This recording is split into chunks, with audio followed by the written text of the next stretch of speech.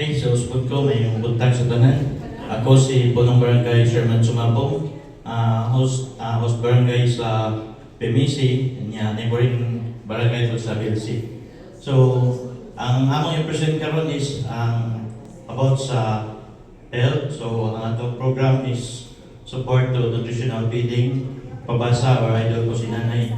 So, ang magka-benefits ng barangay, so kaming 8 ka barangay niya. Ang involved na is ang barangay official, HW, BNS, PWD, senior citizens, underweight, pregnant women, and lactating mothers. Niya ang pagabuhaton ng mga lakang para before na sa buhaton, kinahanglan na dutawag ka ng assessment kung sa'yo ngayon nato nga kaning andamon para makaproceed ta sa sunod na pod nga steps. So una is mag-assess ta, nutritional assessment, then meal planning and preparation, food procurement and storage, daily feeding session for 90 days, monitoring and evaluation and assessment. So kaning mga steps, so makatabang po ni para ma-implement po nato tarong atong programa kay kung dito lang ta sa atong sa program na wata magtanaw kung sa mga angay na tubuhaton, so dili po magmalapuson ng atong ihatag na programa sa komunidad. And then sunod is ang outcome is so muna yung mga outcome sa among programa sa health, sa supplemental feeding. So mitigate or eradicate of malnutrition, improve health and nutrition, provide effective and sustainable source of nutrition meals to improve the health and welfare individuals. So combat of food insecurity and hunger. So sa atong komunidad karon, so kinahanglan din nato ang kaning himsog nga panglawas kay og himsog ta, so himsog nga panglawas malambuon na sa atong komunidad.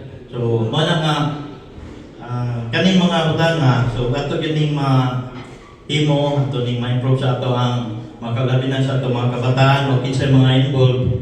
So ana gid pud makita na healthy food ang atong komunidad. And then so, goal number 2, no hunger. So, appeal man na siya sa kaning sa SDG. So, mo po na yung atong panikamutan. Anyway, ang kaning mga programa nga gipresent na makaroon, existing na ni kay kada tuig. Nag-budget doon ang company, both companies, BLC o PMC, na doon tayo 90 days nga supplemental feeding para sa mga na identify nga kinahanglan feedingan. O kaning nga programa, gikalipay po ni sa barangay, kaya nakatabang po ni kada na feeding ang mga kagawad po sa barangay mag-duty na po. Kaya makapayamos man po ni invite ng mga kapitan, ang mga kagawad, napil po ni feeding. Kaya ang among baby, so po sa buto nga, ma'am, daghan nagluto, kaya ron makakaon po ni kapil. So muna nga na po yung mga beneficiary at barangay official kay apil mo po ni magkaon. Salamat na, makita ko sa lawa siguro. And then,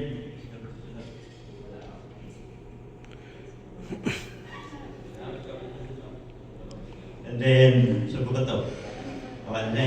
So far, maotoy ang programa sa kaning health niya, in behalf sa barangay, at yung pag-barangay, kami magpasalamat doon kanunay sa PMC o BLC nga sa kanunay.